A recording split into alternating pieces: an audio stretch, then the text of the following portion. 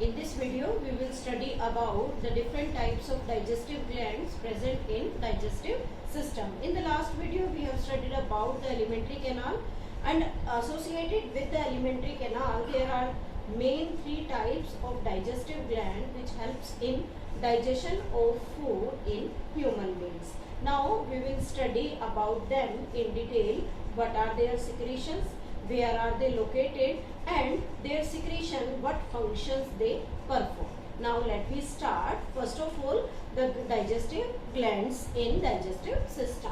Now the first gland, you can say we are taking here the topic, that is the digestive gland. In digestive gland, first gland is known as salivary gland.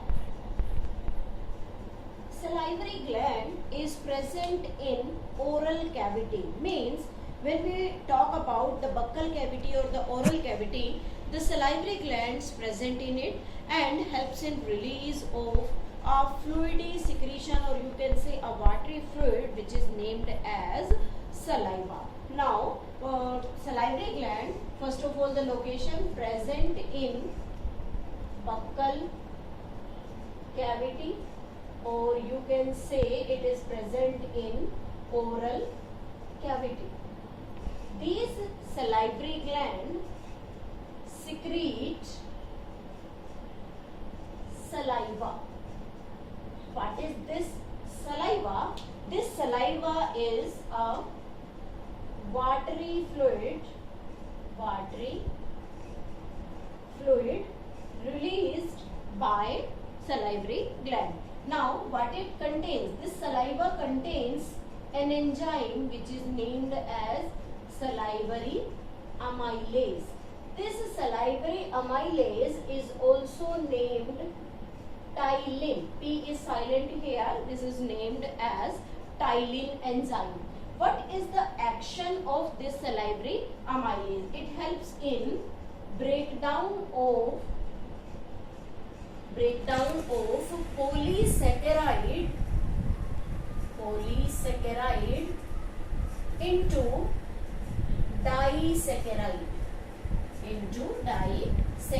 or you can say it always works on the polysaccharide molecules, that is the starch molecule, and when the starch undergo breakdown by the salivary amylase, then it changes into the disaccharide, which is, we can say, there is the formation of the maltose sugar takes place, means in which two glucose molecules are there. Now if we take detail of these salivary gland, then there are three different types of salivary gland present in the oral cavity. Now first salivary gland is known as parotid gland.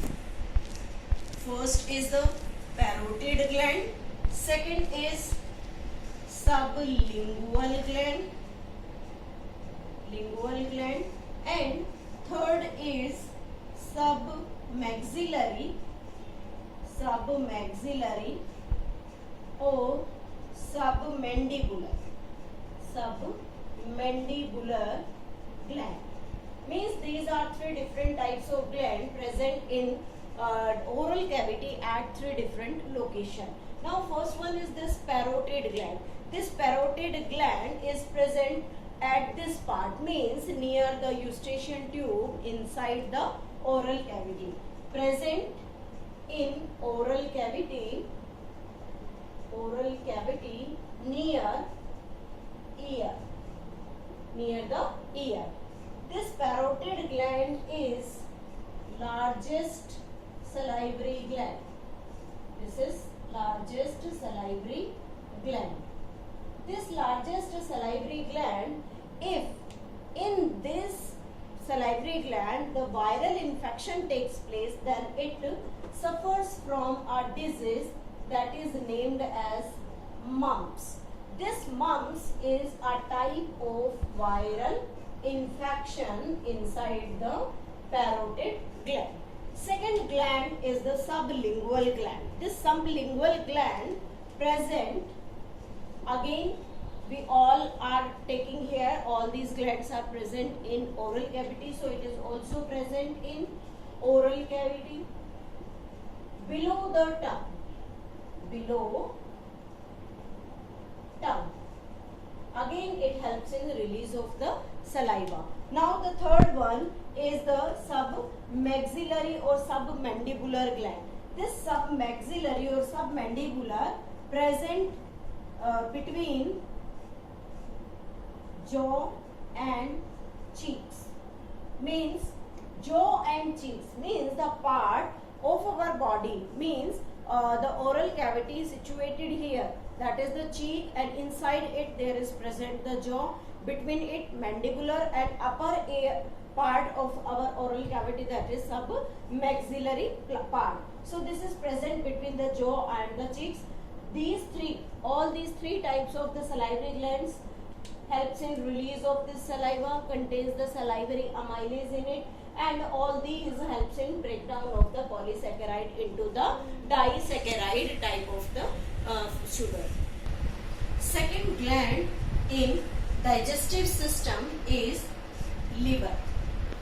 This liver is the largest gland in our body. It is the largest gland in our body. It is bilobed.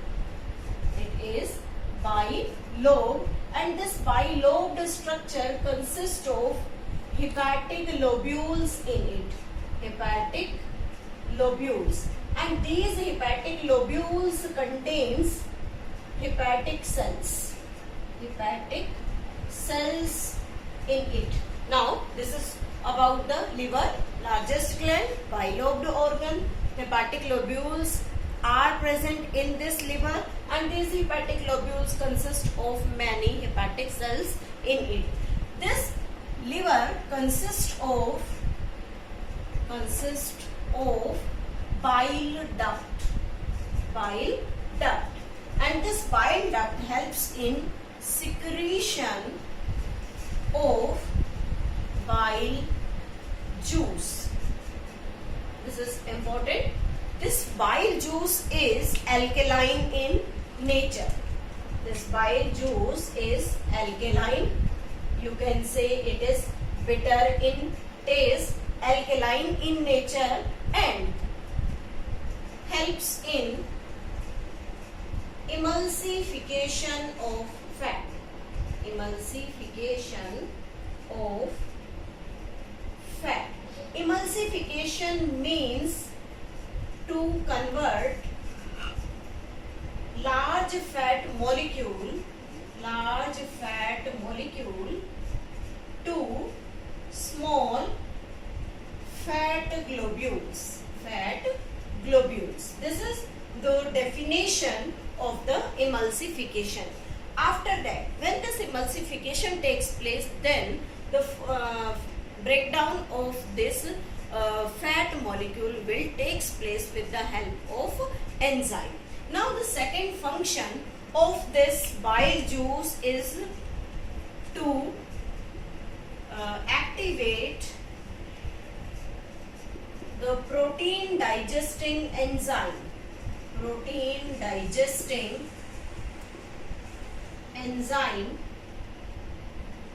Enzyme that is trypsin.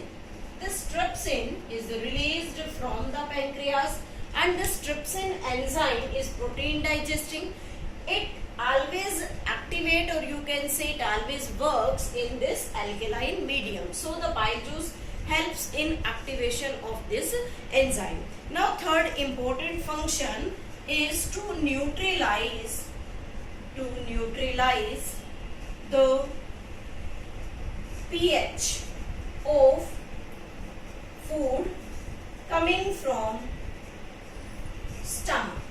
Means when we talk about the food coming from the stomach, then this food comes from stomach, and this food is known as chyme. Why it is known as chyme? Because this chyme consists of food plus HCl, and this HCl become highly acidic. When it comes into the intestine, then it may create some problems. So When this food comes into the intestine, then this bile juice mix with this food and this food become neutralized so that it prevents the harmful effects of this HCl into the intestine. This is about the liver. Now we can draw a small diagram here to represent how this liver present in the oral cavity. We can draw like this. First of all, this is our food pipe. We can say here, this is the part of the stomach, and when this small intestine starts here, then from here the part, or you can say a duct arises.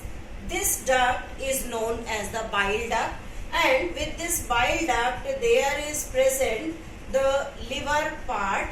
That liver is the bilobed organ. In it there is present a gall bladder which helps in storage of excess bile juice in it. Sorry. And from here, from this part, there is the second, or you can say the third gland, that is named as pancreas. Now we can label the diagram here. This is the part of the liver. It is known as the bile duct, and this is pancreas.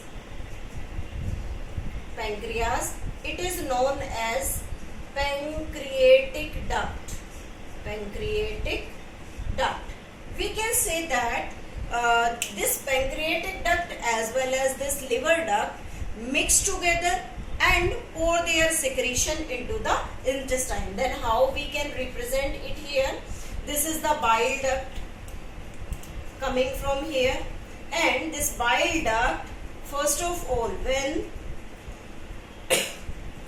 this structure, means this is the part of the small intestine, this part when opens with this, then this duct become open in this part like this, and after that they will release their secretion in it. This is the common duct.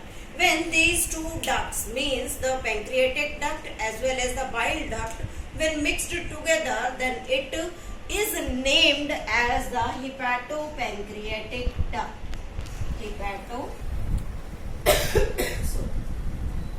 Pancreatic duct. This is the diagram of the liver.